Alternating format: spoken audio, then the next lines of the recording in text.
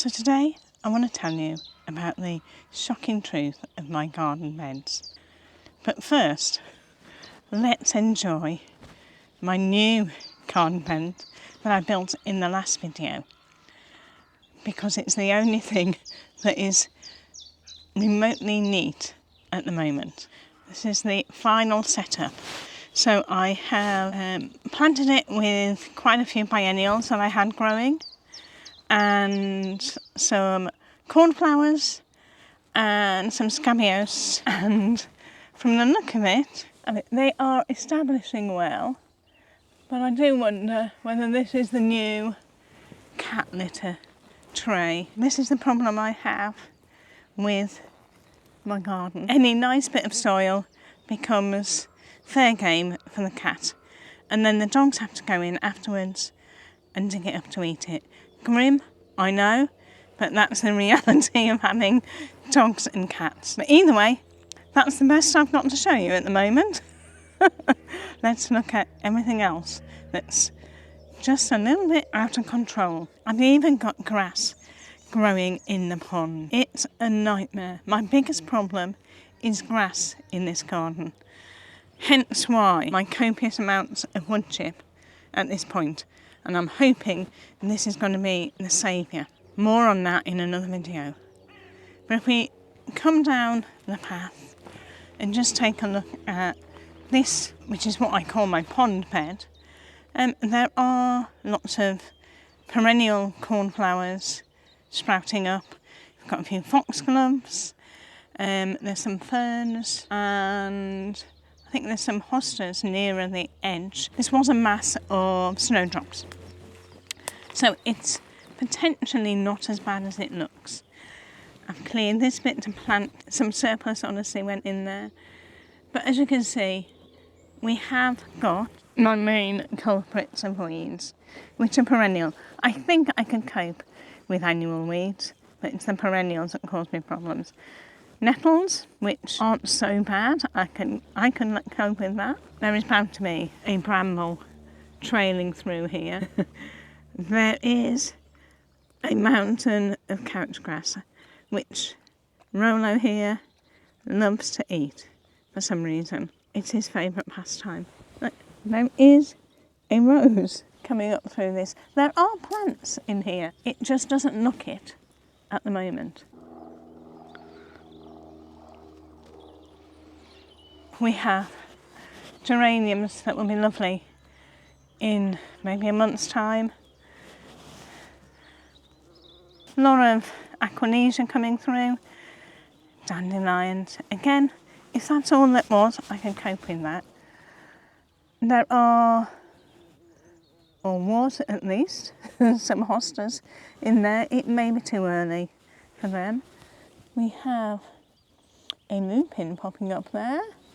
More aquilegia. This is Solomon seal coming up. This I covered in my neighbour's garden. She has it all over the place, and it just makes everything look lovely and fills a bit of a gap. And I have been trying to cultivate the same approach in mine, but mine are just tiny clusters. But anyway, that's there. We have the peonies are starting to come up. I think that these are allium leaves. That is another peony. This is Astrantia, lupin, and some other perennials. But again, as you can see, a great amount of couchgrass weed. Similarly, in the next bed, a lot of stuff comes through it, but the underlying backbone to everything is couchgrass. There are plants in here, and it doesn't look so bad midsummer. But now, when I haven't done anything with it, it is horrendous. And so I spend my spring trying, unsuccessfully, to try and remove this couchgrass. If we look closely, I don't know whether we can. Here we go. So under here, in the soil layer. We have last year's mulch, which was straulch. It's about an inch maybe there now. Obviously not enough to keep it at bay. If I pull some of that out, I mean, it is a dense mass. I just planted this yesterday, and which is what's made me so short. It is just a mat of couchgrass that I need to resolve. Yes, there is other weeds, but that is my big thing. My overriding problem in the bed is always couchgrass. So I need to come up with a plan to correct this problem. I think I have something in mind. I think it may contain wood chips, so I need to consolidate the idea to make sure that I'm not going to create more problems in the future. But there is lots coming through. We've got iris more than normal, and then this plant here again. A lot of these were here when I came or has been gifted, and I don't know the names. This is a lovely pink poker type thing. I will find out the names and put it on the screen. But it was all here last year where Rolo's helping point it out for me.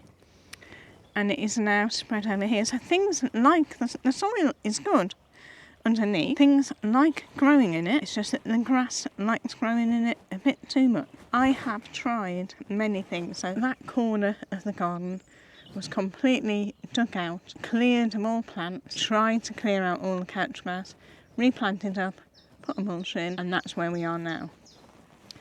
This bit has been pretty much untouched because there are quite big perennials and a big shrub here, so we haven't really done much here. And actually, it's not so bad here. This area again was dug up as much as we can and replanted, cardboard, compost and a mulch of straulch. And look, you can see, I mean, I went really thick with it. Was it 2 years ago? Maybe 1 year. It's still there. It's not as bad as the other bit, and I maybe was more thorough here because this was the worst spot in the garden, and perhaps it hasn't got that title this year, but it still needs work.